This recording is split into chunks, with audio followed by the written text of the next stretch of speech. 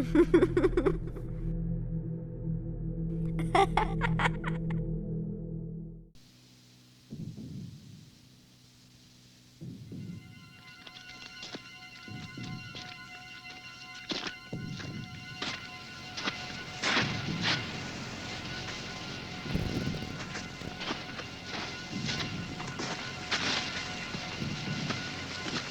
was on Hallows Eve. The night was dark. Scattered lightning revealed glimpses of the barren countryside through the driving rain.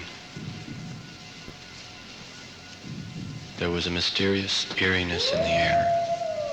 The landscape was still and deserted, yet deep down I knew I was not alone. I felt the presence of other beings all around me, not necessarily human. I felt uneasy, too distracted to be really frightened, and yet too frightened to think clearly. I knew not how I arrived at this place. I knew not how to leave it. Through the howling winds in the distance, I could hear terrible moanings. Loud, painful, groaning sounds. Then I thought, but I could not be sure, that someone whispered my name. Softly. It sounded almost a warning, but what warning? I didn't understand. My mind was confused. I felt lost and alone. I was eager to find shelter. Shelter from the wind, the rain, the painful moans and groans. Or was it just the wind playing tricks on me?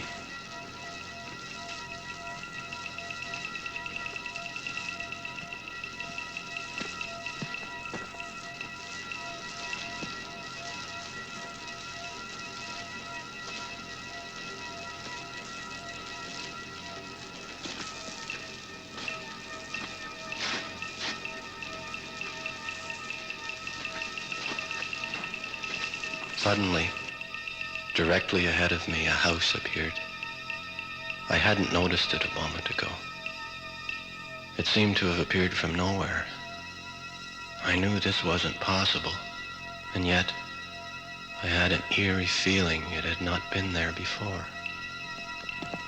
I began to walk quickly, wanting to get away from the awful night all around me, yet fearful to enter the mysterious house before me.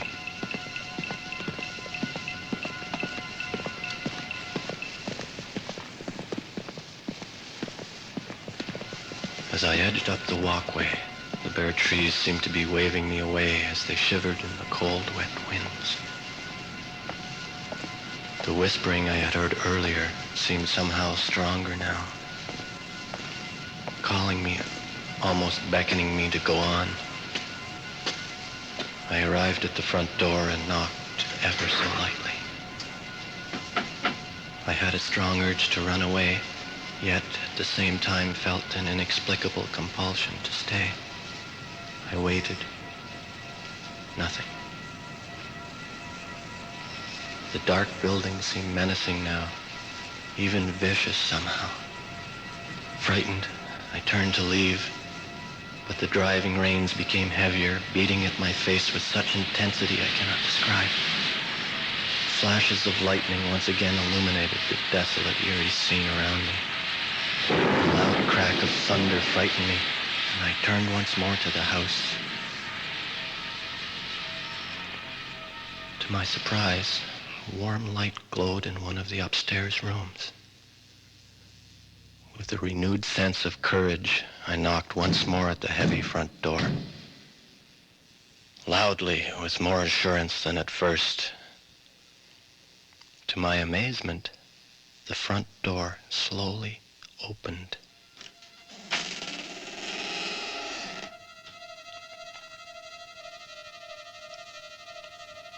Ever so carefully I peeked in, but could see nothing or no one.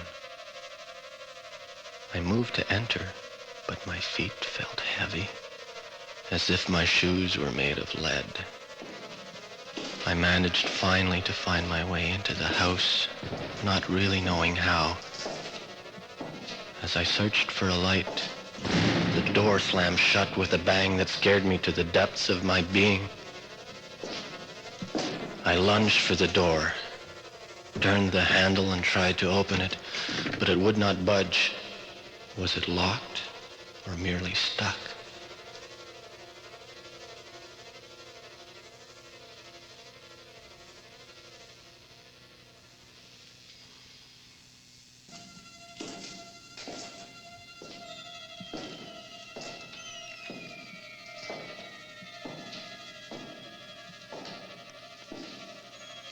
I decided to find some other way out. Moving slowly, ever so carefully, feeling my way along the walls, I went on with nothing but flashes of lightning every now and then to light my way. The moans and groans I had heard outside seemed more intense now, as if they originated from within these walls. The whisperings were also clearer, almost a threaded beckoning. Suddenly I felt the wall I was moving along started to give way, and I felt myself dizzily spinning around. Next thing I knew, I was in another room. This one illuminated, as if brightened by a late afternoon sunlight.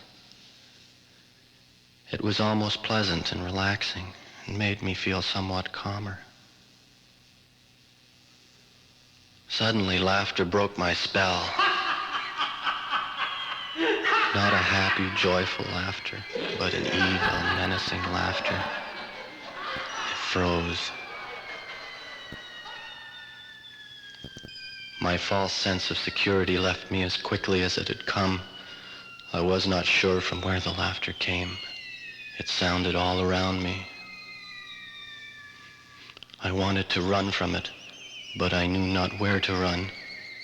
I stood frozen and weak. The laughter seemed to come closer and closer, closing in on me. I trembled. I shouted for it to stop, but to no avail.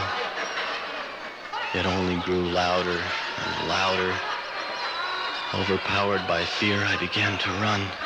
I didn't know where to run. I just ran as fast as I could. And as I did, the laughter became weaker and weaker till it subsided, then stopped. I kept running. Too frightened to stop, I ran down what seemed an endless corridor. I knew not how I got there. I just kept running, my footsteps echoing all around. I ran and ran till I could not run anymore, and finally I collapsed on the floor, my breath coming loud and fast in great gasps. But wait, I can hear footsteps. They were definitely not mine. Whose were they? Who else was here with me? I was not sure I wanted that question answered.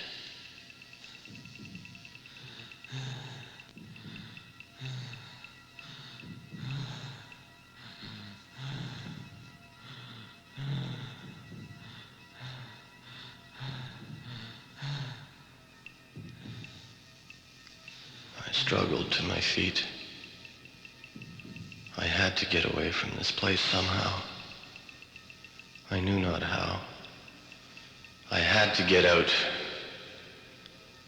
Suddenly the floor gave way from under me, and I found myself helplessly falling.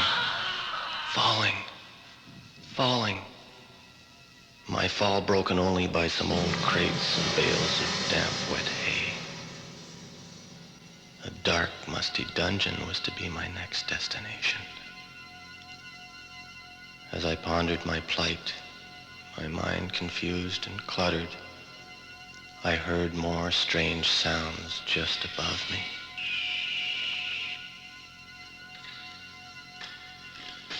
I looked up. and could see only darkness. The sounds became louder, strange, fluttering sounds. The darkness above me began to move, and at once I realized the dungeon was infested with hundreds of bats. I thought I could see a dim light shining ahead of me. In desperation, I ran towards it, not knowing what else to do.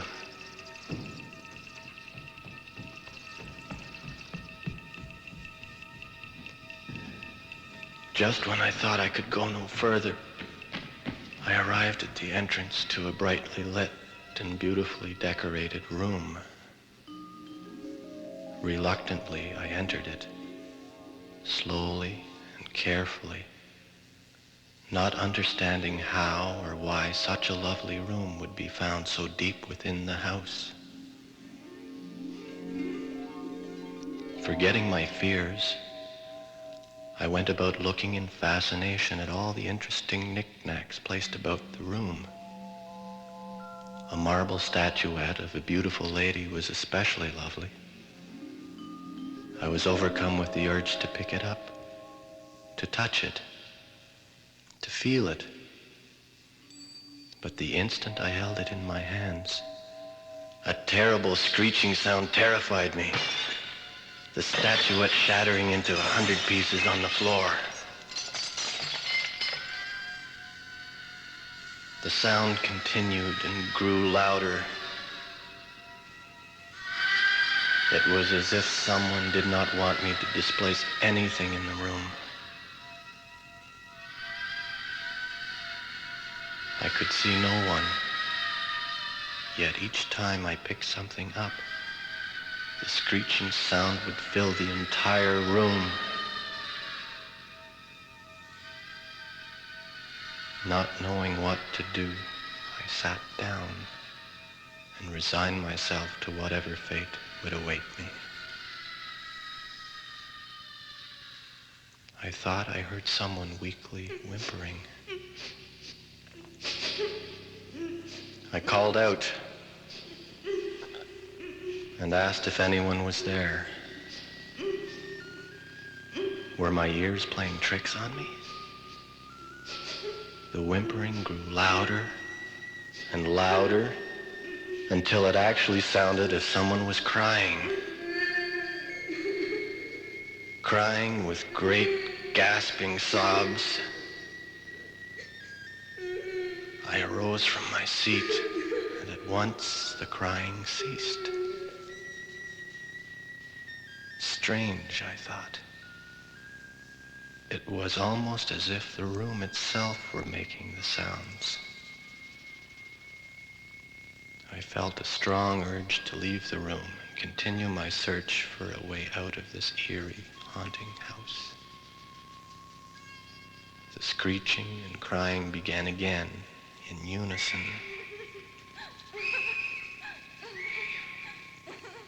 I turned toward the door. It was the strangest thing. The door I had entered was not there anymore. Instead, there was one on the opposite side of the room.